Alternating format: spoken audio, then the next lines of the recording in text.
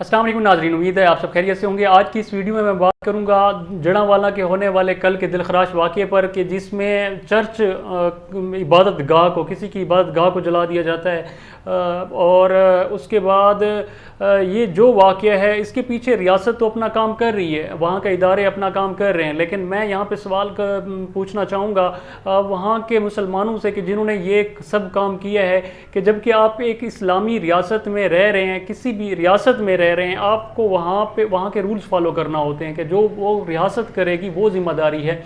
अब आपको या तो ये बात वहाँ के उलमाए कराम ने बताई नहीं होगी, लेकिन मुझे यकीन है कि उलमाए कराम इस तरह की बातें ज़रूर बताते हैं। असल मसला ये है कि हम लोग उलमाए कराम के पास जाते ही नहीं हैं और ना ही उनकी बात सुनना पसंद करते हैं, क्योंकि हमारे पास अगर ये सोशल मीडिया का ये प्लेटफॉर्म जो है, यूट्यूब हो गया, व्हाट्सएप हो गया, दूसरी चीज़ें जो है, हम उनको अपने मकासद के लिए, दूसरे मकासद के लिए तो इस्तेमाल कर रहे हैं, लेकिन हम इस्लाम के लिए बिल्कुल भी इस्तेमाल नहीं करते। अगर हम थोड़ी देर के लिए अपना टाइम निकाल के उनके पास चले जाएँ, उनसे ये बातें सुन लें, उनसे पूछ लें, तो हमारा बहुत सारी इस्लाह हो जाएगी, लेकिन हम ऐसा नहीं कर रहे। खैर, अब मैं आ जाता हूँ उनकी तरफ कि जिन्होंने ऐसा काम कर दिया है। भाई, आपका इस्लाम भी आपको ये इजाज़त बिल्कुल भी नहीं देता जो काम आपने कर दिया। अगर उन्होंने आपका कुरान पाक की बेहरमती की है, हमारे कुरान पाक की बेहरमती की है, तो इस पर आप उनको जो सज़ा बनती है वो दिलवाएं, लेकिन तरीके से जो आपकी रियासत ने उनके लिए मखसूस कर रखे हैं। इस तरीका वो 295C है या जो भी है वो बेहतर जानते हैं। आप इसका जो प्रॉपर तरीका है उस तरीके से इसको लेकर चलते, और ताकि इंतशार ना फैले। आप अपने मुल्क के लिए खुद ही एक वबाल बना रहे हैं, उसके लिए गड्ढे खोद रहे हैं। कल कला होने वाले आपके जितने भी वाक़यात हैं, माजी में जितनी भी मसाजिद पे बम धमाके हुए, जहाँ पर भी आपकी मजालिस पे, आपके जलसों पे, जलूसों पे जितने भी बम धमाके हुए, वो किसी न किसी इसका रिएक्शन था। लेकिन आज अगर आपने ये काम कर दिया है तो आया इसका कोई रिएक्शन नहीं आएगा? जिनके घरों को आपने जाके मिसमार किया, जिनके घरों को जलाया, जिनके बच्चों को वहाँ पे उनके सामने, मतलब आपने कैसी क्या बुनियाद रख दी है आपने? ये कैसा इस्लाम है? इस बात पे मैं बाद में जाऊंगा। थोड़ी देर के लिए आप अपना टाइम निकालें, आप अपने आप को लेकर चलें। आप इस टाइम पे हैं इंजीनियर मोहम्मद अली मिर्ज़ा साहब हैं, जनाब अपना मुफ्ती साहब हैं, मुफ्ती तारिक मसूद साहब हैं। इसके अलावा माजी में भी डॉक्टर इसरार अहमद साहब और इस तरह की बहुत सारी हस्तियाँ जो अपने अपना काम कर रही हैं। आपने उनको थोड़ा सा भी आपने उनसे टाइम लिया था? हम हर बात अपने इदारों पे डालते जाते हैं, लेकिन इसी तरह सेम हम इस तरह की मजहबी जितनी भी वो होती हैं, हम उसको उठा के अपने उलमाए कराम पे डाल देते हैं, जबकि हम उलमाए कराम की सुनते ही नहीं है। कितने मोबाइल हैं, कितने लोगों के पास मोबाइल हैं, हम अपने मोबाइल में कितनी देर के लिए अपने उलमाए कराम को टाइम देते हैं? ऐसा कुछ भी नहीं हो रहा। इसलिए सबसे पहली जो हमारी उलमाए कराम से दूरी है, उसकी वजह इस तरह के वाक़यात हैं। दूसरे नंबर पे उन लोगों को मौका मिल जाता है जिनका काम, मेरे कुछ पढ़ा लिखा तबका भी है जो आजकल इस काम पे मसरूफ़ है, कि जिनका मकसद सिर्फ इतना है कि वो जैसे कुरान पाक में से जी हमने इस तरह की सूरतें हटा दी हैं, हमने जो जिहाद वाली आयात थी वो हटा दी, हमने बड़ी अचीवमेंट कर ली। भाई, तुम लोगों ने ये अचीवमेंट कर ली है, हम लोगों ने अल्हम्दुलिल्लाह वो जिहाद वाली आयात भी पढ़ी हुई हैं, हम वहीं से पढ़े हैं।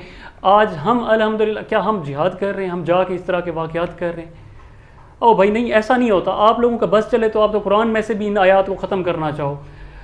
ये उन लोगों के लिए था। खैर, ये टॉपिक बड़ा वसी होता जाएगा, मैं उन लोगों की तरफ चल पड़ूंगा, लेकिन मैं अपने टॉपिक से नहीं हटना चाहता, मैं आज की इस बात से नहीं हटना चाहता। आपका हक बनता है कि आप वहाँ जाएँ, अपने उलमाए कराम से, अपने मकामी उलमाए कराम से इस तरह की जो चीज़ें हैं उस पर उनसे मशावरत करें और उनसे पूछें कि हमें इस्लाम क्या कहता है।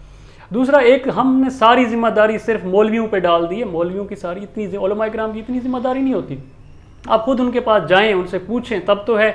अब वो आपके पीछे भाग भाग के आपके घर में आए, तब भी तो आप उनको जितना टाइम देते हैं, जो तबलीगी जमात वाले आते रहते हैं, आप उनको भी जितना टाइम देते हैं वो भी सबके सामने है। लेकिन यहाँ पर मैं बात करूँगा, आज मैं इस वीडियो में मैं आपको बताऊँगा कि ये जो मैं थंबनेल पे भी लगाया है, जब मैं रस्सी लेने के लिए गया, एक तो मैंने इस रस्सी में ये एक जगह खाली छोड़ दी है, क्योंकि इसकी क्यों खाली छोड़ी है इसके ऊपर मैं बाद में बात करूँगा, लेकिन उससे पहले मैं बात करूँगा जब मैं रस्सी लेने के लिए गया तो वहाँ पे वो जो साहब थे जिनसे मैंने रस्सी ली, तो मैंने उनसे वैसे ही मतलब इसमें बात कर ली। मैंने कहा देखें, अम्र बिल मारूफ व नही अनिल मुनकर के तहत मैं जो है ना अपना काम कर रहा हूँ, जहाँ मैं दुनिया के दूसरे कामों में भी लगा हुआ हूँ। और मेरा, अगर आप मेरे कंटेंट में एक चीज़ चेक करें तो मैक्सिमम इसी तरह की चीज़ें हैं कि लोगों को, हमें खुद को किस तरह से ठीक करने की। اور دوسرا جو ایک رخ دکھایا جاتا ہے خبروں میں، اس کو بھی تھوڑا سا سیٹ کرنے کی میں نے اپنی طرف سے کوشش کی ہوئی ہے، اور سب امت کو ایک جگہ پہ، جتنے بھی پاکستانی ہیں، قوم کو، پاکستانی قوم کو ایک ہی پلیٹ فارم پہ لے آنے کی کوشش ہے، ایک ادنا سی کوشش ہے، وہ میں کر رہا ہوں۔